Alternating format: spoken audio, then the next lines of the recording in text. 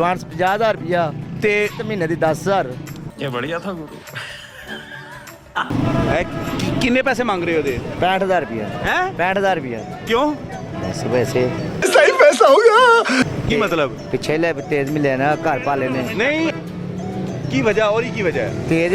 तेज लेना ते तेज ही बेचांगे ना नहीं ते ए क्यों एने दा क्यों है तो भाई महंगा मिलना तो महंगा ही बेचांगे ना बेटे ओ बेटे मौज कर दी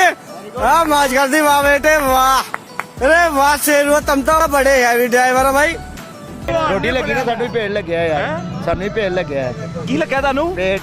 किथे आ देखो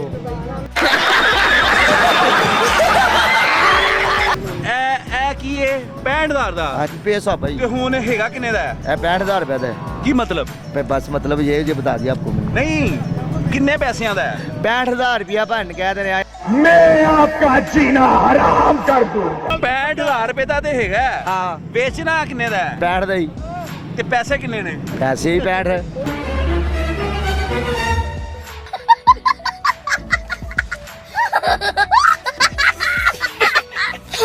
65,000 ਰੁਪਏ ਤੇ ਹੋ ਗਿਆ हो गया कोई लेगा 60 तक दे देना ਤੇ ਕਿੰਨੇ ਨੇ ਇਹਦੇ पैसे उन्ने जिन्ने कहते भन तेन कौन है ये लोग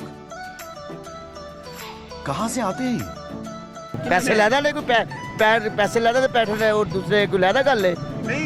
ਮਤਲਬ ਕਿ ਕੀ ਵਜ੍ਹਾ ਕੀ ਹੈ ये महंगे मिले तो महंगे ही बेचांगा ना मैं ਮਿਲਿਆ ਕਿੰਨੇ ਦਾ किल मिले इन्ने ना जिन्ने तू कहता 65 ਦਾ ਮਿਲਿਆ ਤਾਂ 60 ਦਾ ਵੇਚ ਦੇਣਾ पैर कोई गल नहीं ਤੇ ਵੇਚਣਾ 60 ਦਾ ਹੈ। हाँ कोई गल नहीं ਸਸਤਾ सस्ता ਸੇਲ ਆਤੀ ਹੈ सेल मैं अमीर हूँ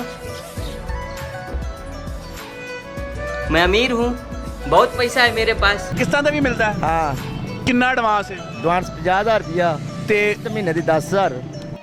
समझ रहे हो समझ रहे हो ना ਕਿਤੇ ਸਿਕਿਉਰਿਟੀ ਕੀ ਤੁਹਾਨੂੰ ਦੇਣੀ ਪਏਗੀ गोल्डी जो कहोगे तो दे देंगे मैं दे जमानत दांगा तुसी देनी है। मैं जमानत दांगा की दोगे? शनाख्ती कार्ड घर ड्रेस पूरा अंडे पुड़े क्या बोला तूने नहीं पहले क्या बोला चल चल चलो जाके इलाज कर